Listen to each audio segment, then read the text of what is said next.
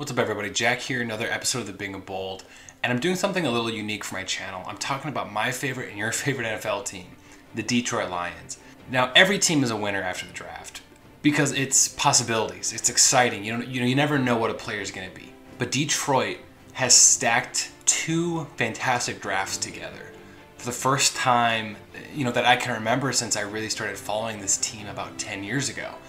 They've done a phenomenal job with this draft. I'm going to talk about some of the obvious things, some of the less obvious things, but I'm really going to focus in on this first four picks and talk about how they factor into their depth chart, why they were slam dunk picks, and what it means for the organization. So I'm going to get right into it, not going to waste any time. Thank you for listening. Please like and subscribe. Now, of course, the Aiden Hutchinson pick makes complete sense. I don't have to go too deep into that because everyone knows that this was a slam dunk pick for the Lions. For months we thought the Jacksonville Jaguars were going to go offensive line. And then in free agency, they signed Cam Robinson to a long-term deal, brought in Brandon Scherff, and they made it pretty obvious that they weren't interested in going offensive line first overall. So our attention turned to Aiden Hutchinson. And Lions fans, we became pretty convinced Aiden Hutchinson's going to go to Jacksonville #1 overall. Then a few days before the draft, Trayvon Walker became the betting favorite to go #1 overall, and sure enough, he did. So it took Detroit about 10 seconds to send that ticket up and say, yeah, we want to take Aiden Hutchinson. Slam dunk move by Detroit. For one, not even just looking at the player, edge rusher is a premier position. It's a top 3 position in football next to quarterback and offensive tackle. But you look at the player from an intangibles standpoint. His father played at the University of Michigan. He played high school ball in Dearborn, Michigan, college ball at the University of Michigan, and now he's a Detroit Lion. He's a fantastic weight room guy, fantastic leader. His personality fits right in with that of Dan Campbell, head coach. The intangibles are all there. But on the field, talking about a player that in the Big Ten, the second best conference in college football behind the SEC, he had 14 sacks and 15 tackles for loss. Racked up a whole trophy case of awards, Ted Hendricks Award, Lombardi Award, Nagurski, Woodson Defensive Player of the Year, unanimous All-American, and first team All-Big Ten. Set the record for sacks in a season at the University of Michigan. I believe a record that his father formerly held at Michigan at that. So Aiden Hutchinson, incredible player. You just look at the tape, high motor guy, gives it his all every play, nice collection of pass rush moves, plays very aggressively, strong against the run. I mean, there's a reason why he was the consensus #1 player in the draft. Again, I don't have to dive too much deeper into that. But I have heard a couple arguments against him, like, oh, he's a high floor, low ceiling player, which I don't understand because, he was very dominant at U of M. Dominating at Michigan, it's not D2, you know what I mean? He played fantastic football against offensive tackles that have been drafted and will be drafted next season into the NFL. It's no small feat racking up 14 sacks in the Big Ten. But his athletic profile compares really well to that of a future Hall of Famer, Jared Allen. You stack them up next to each other and they're almost identical when you look at their combine results. Both had shorter arms, shorter wingspan coming out of the college, but that didn't stop Jared Allen from putting together a Hall of Fame career. I don't think it'll stop Aiden Hutchinson from at the very least being a Pro Bowl edge rusher in the NFL. He's really got it all, and there are very few Lions fans that were against this pick. The selection that divides fans is the Jameson Williams. Detroit was at pick 32, absolutely fleeced the Minnesota Vikings to move up 20 spots up to pick 12 to take Jameson Williams. I'll talk about the good, I'll talk about the bad here. With Jameson Williams, that was the pick that surprised some people, but you had a run on wide receivers with Drake London go at 8, Garrett Wilson at 10, the Saints move up to 11 to take Chris Olave. And so Detroit said it's now or never. If we want to get ourselves a potential #1 wide receiver for this team, we have to make a move. And they did a fantastic job doing it. They flipped first-round picks with Minnesota, flipped second-round picks, and then gave them a third. I mean, that's a fantastic trade for Detroit to go up 20 spots. I'll start with the good when it comes to Jameson Williams. For one, he has been given an elite prospect grade coming out of Alabama. He is viewed as one of the most complete receivers in the class, probably the fastest, runs some of the best routes. He's got good size, a little over 6'1", 180 pounds. He could add 10 or 15 pounds to his frame as well. The #1 receiver for Bryce Young at Alabama, almost 1,600 yards and 15 touchdowns last season. Absolutely blew up for them. And that's not easy to do. You know, I understand that he was buried on the depth chart at Ohio State and, you know, went into the transfer portal. But he went into the transfer portal and went to the #1 program in America and became the #1 wide receiver for them. And the NFL really likes their Alabama wide receivers. And there's a long list of wide receivers to come out of Alabama recently. And Jameson Williams could be best prospect since Amari Cooper, I think, to come out at wide receiver from Alabama. Better than Henry Ruggs. He compares well to Jerry Jeudy probably, but he's faster. To give you a good comparison, kind of like Will Fuller, but Will Fuller wasn't as polished a receiver coming out of Notre Dame like Jameson Williams. Jameson Williams runs incredible routes. He is the fastest player on the field. He may get bunched up at times coming off the line in man coverage, but Williams is a fantastic wide receiver. So I'm sure you hear this and you hear this praise and you think, well, why was he the 4th wide receiver drafted?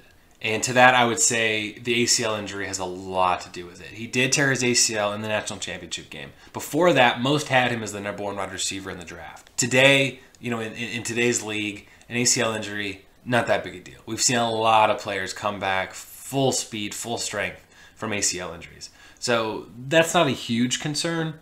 He doesn't have the size of a Drake London. He doesn't have the balanced skill set of, say, a Garrett Wilson. I was shocked New Orleans took Chris Olave over Jameson Williams. I just think that it really had a lot to do with the ACL injury. There are teams concerned about injuries, knee injuries for their receivers, especially, you know, coming out of college. But he's so young, he's going to be able to heal up. Detroit doesn't need him to hit the field right away for the first month of the season anyway. This is about building a roster. And I understand some of the arguments of adding wide receiver talent later in the draft. I get that.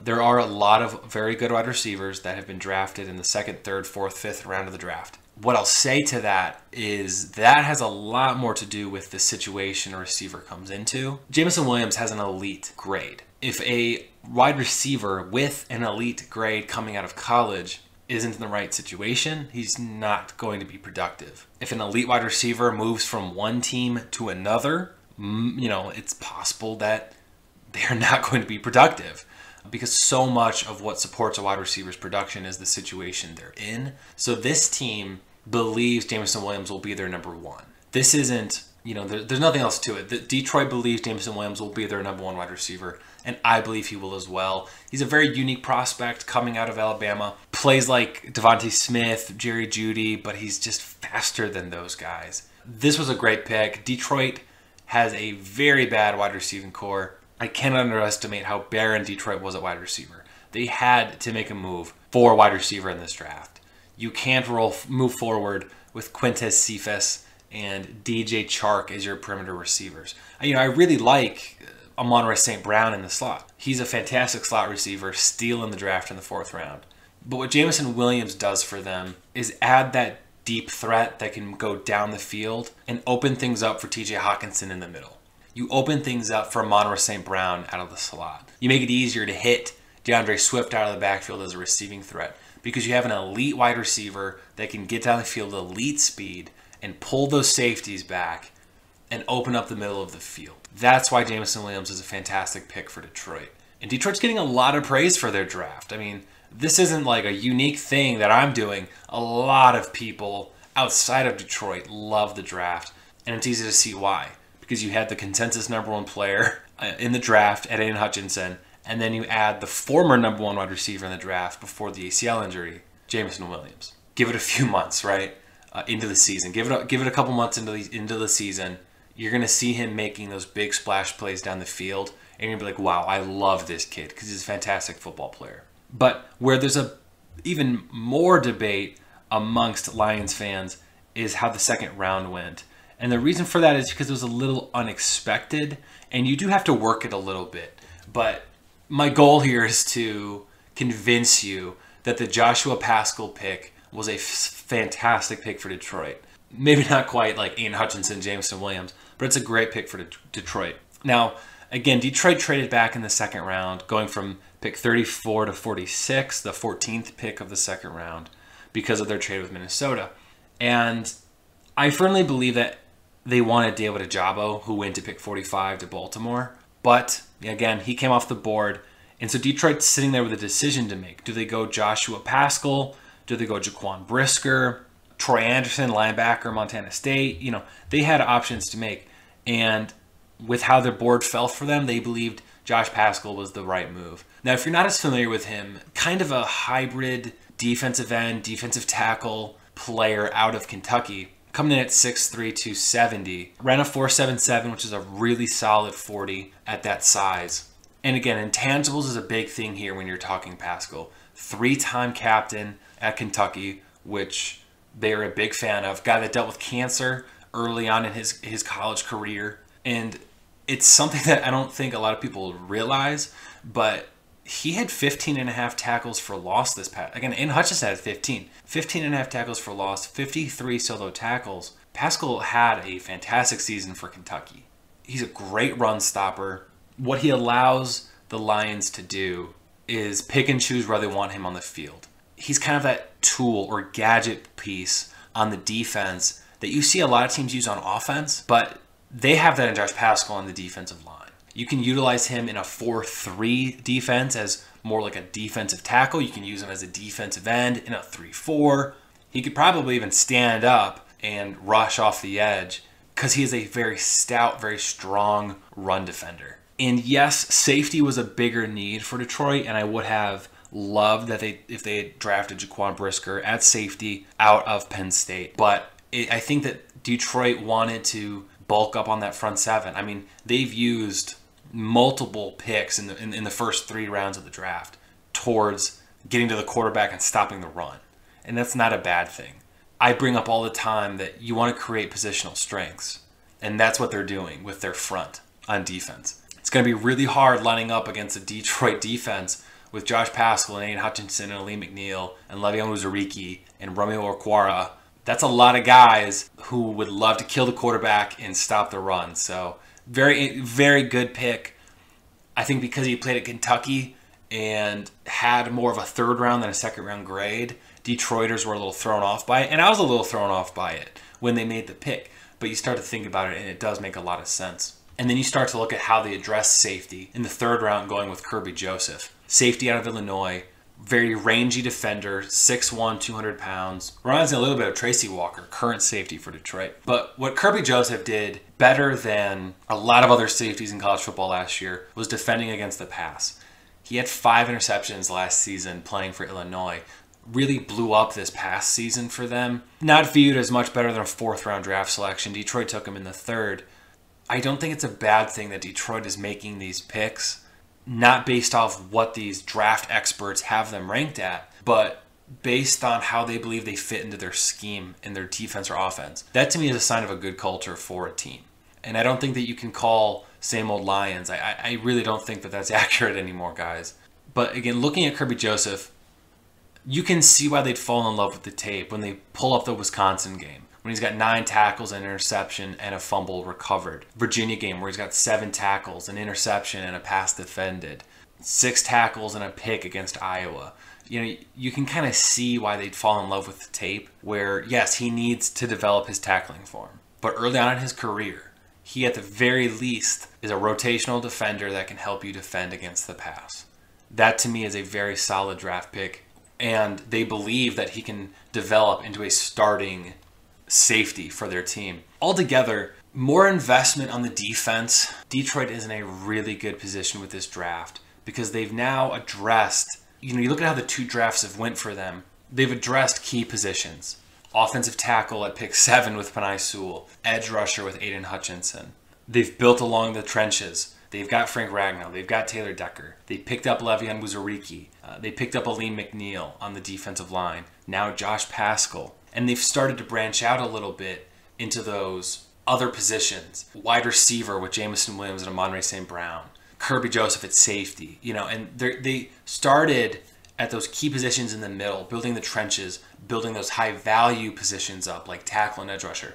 And now they're working their way out. And eventually, we're going to see them go quarterback too. So no matter how you look at it, though, I think you got to be happy with the fact that Detroit wants to build this roster up. That is a big priority for them, is build the roster. They got 2 first-round picks in the next draft.